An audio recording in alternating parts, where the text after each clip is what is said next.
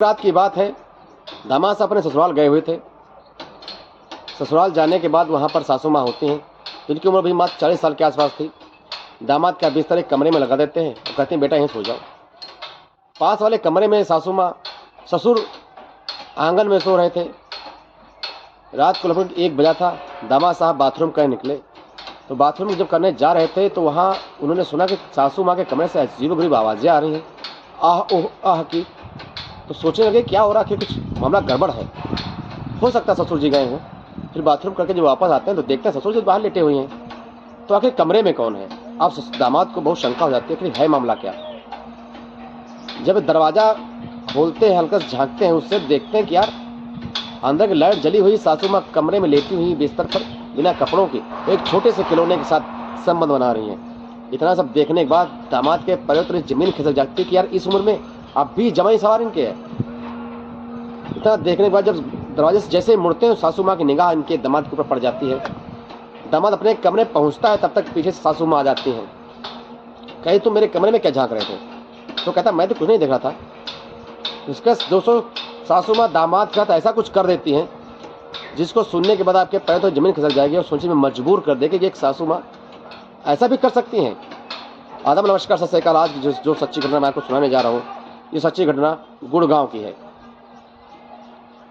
दोस्तों इस कहानी को सुनाने के लिए आप लोगों को पूरी कहानी सुननी पड़ेगी, और इस कहानी को अगर आप सुन रहे हैं और मेरे चैनल पर नए हुए तो मेरे चैनल को सब्सक्राइब जरूर कर लीजिए, जिससे कि इस कहानी को सुनने के बाद आपको पूरा आनंद आए। इस कहानी से आपको सीख मिलेगी। इस सीख को आप हमेशा अपने गांठ में बांध कर रखना कि शायद कभी भी इसकी आवश्यकता पड़े तो आप इसका समस्या का समाधान कर सके। तो शुरू करते हैं आज की सच्ची घटना। गुड़गांव में दोस्तों एक छोटा परिवार रहता था। उस परिवार में एक माँ और एक बेटा, दो ही थे। उनकर कोई संतान नहीं थी। माँ आस पास पड़ोस में छोटा मोटा घरेलू काम करके घर का खर्चा पानी चला रही थी। बेटे को किसी तरह पढ़ा लिखा कर इंटर तक कराया। उसके बाद बेटा नौकरी करने चला जाता है। अब नौकरी करता है तो धीरे धीरे घर की स्थिति थोड़ी बहुत सुधर जाती है। अब उसकी जो माँ होती है वो लोगों से कहती है कि मेरे बेटे की शादी करवा दो, कहीं ना कहीं कोई रिश्ता बुला दो, हमें भी एक बहू की आवश्यकता है। जो लड़का, उसका नाम सुशील होता है। सुशील बहुत ही खूबसूरत जवान लड़का था, हट्टा कट्टा था। तभी पड़ोस के एक अंकल होते हैं, वो शादी का रिश्ता लेकर आ जाते हैं। कहते हैं ये लड़की से शादी कर लो, तुम्हारे बेटे की ज़िंदगी सुधर जाएगी। लड़की बहुत खूबसूरत सुशील थी, जिसका नाम रोशनी था। जैसा नाम वैसी बात, उसकी ऐसी लैंग्वेज और उसकी शरीर सुविधा बिल्कुल परफेक्ट थी। दोस्तों 2 महीने हो जाते हैं, शादी तय हो जाती है। शादी की डेट करीब आ जाती है। सुशील जो है बहुत ही सुंदर सुशील था। गांव के लोगों को निमंत्रण देता है। बारात लेकर जब रोशनी के गांव पहुंचता है तो बड़े गाजे बाजे के साथ सब पहुंचते हैं। बारात में डांस करते हैं, नाच गाना होता है। रात को धूम धड़ाके के साथ शादी होती है। शादी होने के बाद सुबह कलेवा होती है। कलेवा होने के बाद सुशील अपनी पत्नी रोशनी को विदा कराकर दोस्तों अपने घर गुड़गांव ले आता है। गुड़गांव आने के बाद घर पर जो रिश्तेदार नाथ भाई थे वो रात को रुकते हैं, खाना पीना खाते हैं। रात को जब 9 बजता है तो सुशील की भाभी होती है, वो कहती है सुशील अपने कमरे में तो जाइए। सुशील शर्माते हुए अपने कमरे पहुंचता है तो देखता कि रोशनी 16 श्रृंगार की हुई अपने बेड पर बैठी हमारी प्रतीक्षा कर रही थी। सुशील के जाने के बाद वो एक गिलास दूध देती है।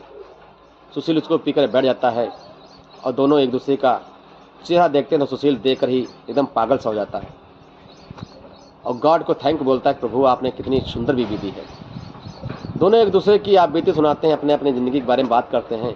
बात करने के बाद धीरे धीरे दोनों एक दूसरे को ऐसे चाहना शुरू करते हैं, एक दूसरे में ऐसे समा जाते हैं जैसे पहले कभी मिले नहीं थे।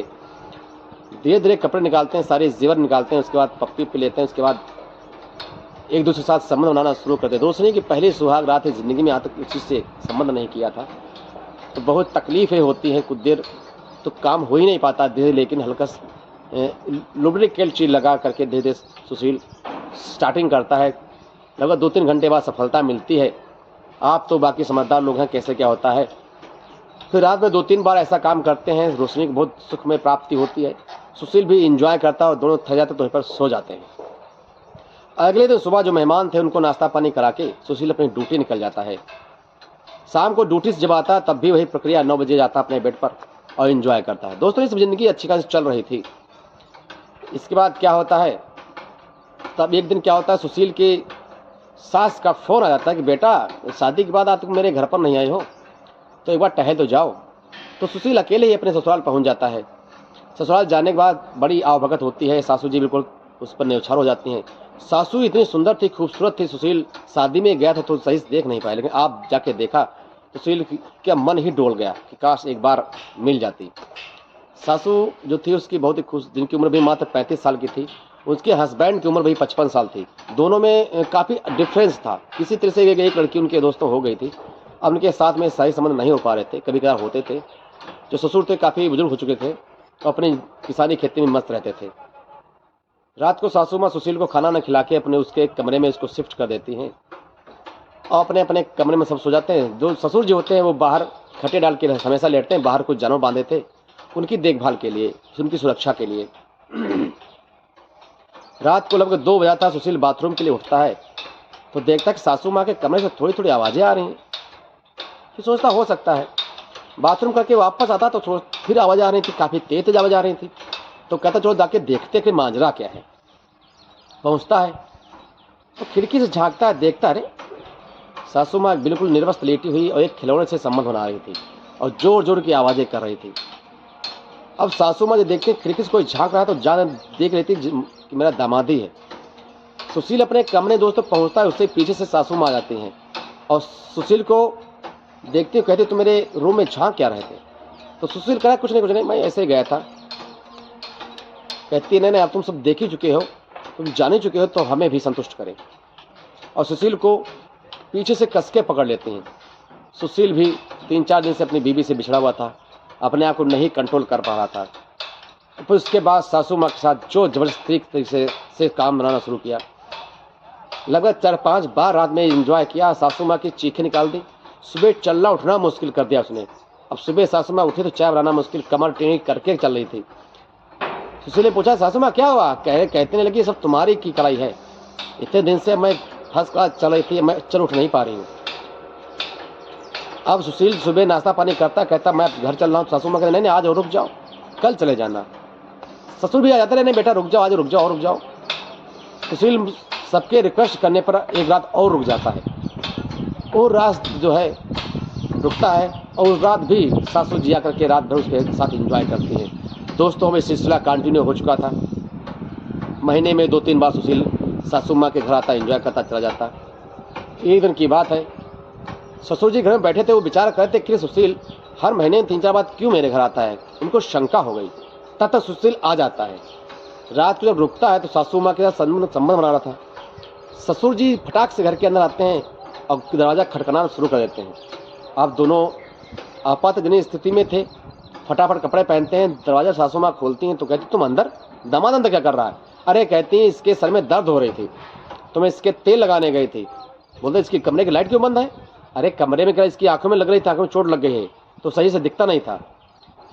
इतनी बातों का बहाना बना के किसी तरह सासू माँ अपनी जान को बचाती हैं। ससुर को पूरी शंका हो जाती है कि कुछ ना कुछ हो, इस दोनों में सही संबंध जरूर बनने थे।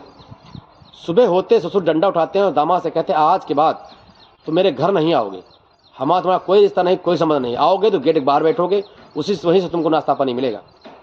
इतनी बात सुनने के बाद दामाद समझ आता है कि अब मामला गड़बड़ होने वाला है और वो चुपचाप अपने घर चला जाता है। दोस्तों उसके बाद जब कभी दामाद आता तो घर के बाहर ही उसको नाश्ता पानी मिलता। सासू जब काम कराना होता तो दामाद को किसी तरह फ़ोन करके किसी होटल या किसी पार्क में बुला लेती और इससे एंजॉय कर लेती। लेकिन घर पर उस दिन के बाद दामाद कभी नहीं आया। दोस्तों कहानी सुनाने के उद्देश्य आप लोगों को सतर्क जागरूक करना था, क्योंकि इस तरह की कहानियाँ आज के समाज में बहुत ज़्यादा हो रही हैं। इनसे आप लोग सतर्क रहें, जागरूक रहें, जिनसे आप लोग अपने परिवार को सुधार सकें और आगे बढ़ सकें। एक कहानी सुनाने का उद्देश्य केवल आप लोगों को जागरूक या सतर्क करना था, किसी को हताश या परेशान करना नहीं था। इन शब्दों के साथ अपनी वाणी को निगराम। नमस्कार, धन्यवाद।